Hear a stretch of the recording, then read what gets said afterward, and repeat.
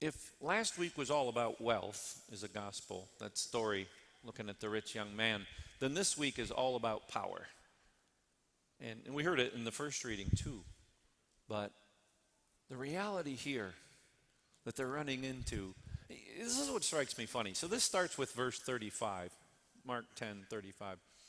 The preceding three verses we didn't get. Last week's pericope ended at verse 30, I think, maybe 32. But we're missing what, for whatever reason, they chose to take out these verses where Jesus reveals the passion. You have a passion prediction in there where he says, the Son of Man will go to Jerusalem and be handed over. They will spit on him, and goes through the whole passion prediction. And it says, and he will die, and he will raise on the third day. Period. End of verse 34. Verse 35, James and John come up to him. Perhaps they weren't listening. And I've said this before. Father Zodler and I, we had a wedding together, and we were talking afterwards. He's like, what are you preaching on? I said, this.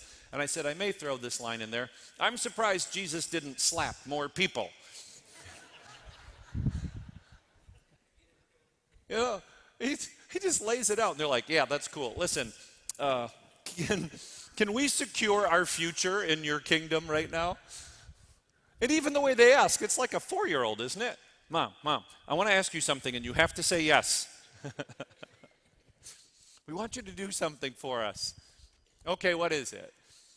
This. Okay. And of course, by the way, Jesus says, you got it. You got it. It's coming your way. Look out. Careful what you ask for. I preached that a couple weeks ago. Careful what you ask for, because you will get it in prayer. Careful what you pray for.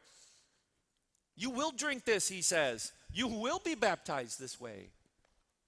But who's to be there is not mine to say. And we, of course, have read ahead, and we know who's at his right and his left. Criminals. That's who's at his right. And he knew that. He's thinking, wow, you guys don't even know. You don't know what you're asking for. But he could also see that they were going to be faithful. But here's the thing again. It just keeps coming back to this piece of power. And if you and I as individuals, if we as a parish, if we as a church, in the country or even universal, if we're not going to listen to what Jesus models for leadership, then we're just going to keep slamming our head into the same wall. We'd be better off if Jesus just slapped us. But hey, listen, what is this really about? And by the way, when somebody strives for power, I'll put it that way, when somebody strives for power, what happens? It's divisive to the community. Did you catch that? They ask for this, and the other 10 start to grumble. There's always something about a power grab. Like, hey, wait a minute. What did they just ask you? Don't worry. Jesus says, don't worry. And so he lays it out for them just in case they missed it. Oh no, you know how it is. We're an occupied people. The Roman Empire tells us how to do everything. And when we don't, they provide a very bloody and painful reminder of what happens when you don't. He says that very neatly.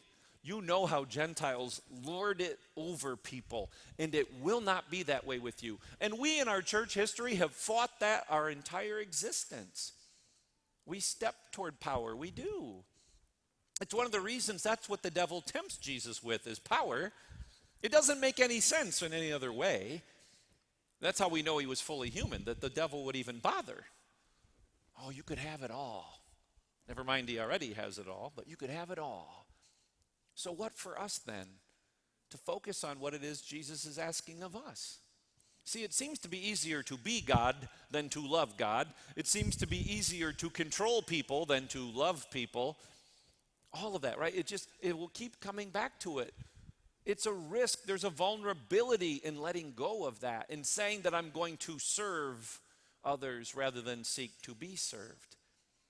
And just in case we missed it, on the night before he left us, he stripped himself naked, wrapped a towel around his waist, and washed their feet. Something so offensive in their culture that a Jew could not ask another Jewish person to do it by law. By law, you could not ask someone to do that, right? And so he goes vulnerable. He risks shame just in case there was any missing of it. And so for us, as we hear this gospel and think about what's going on in our own lives and our own experience and our own church and our own worlds, to say this is what he's reminding us of. In one sense, what they were asking is completely understandable. Just trying to secure their future. A bit rude, of course, but we understand the request. And in the end, Jesus says, no problem, it's yours, man. It's just, if you're going to follow me, you better be prepared for where it's going to take you. And where it takes all of us is to the cross.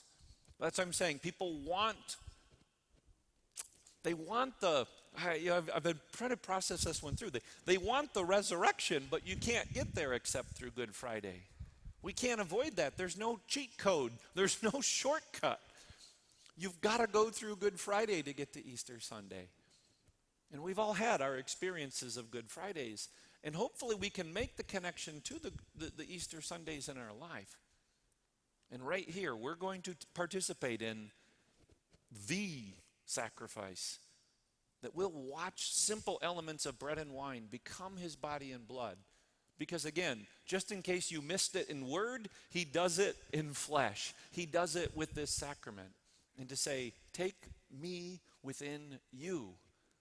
And maybe a bit more and a bit more every day. Lovingly and gently, we surrender to him.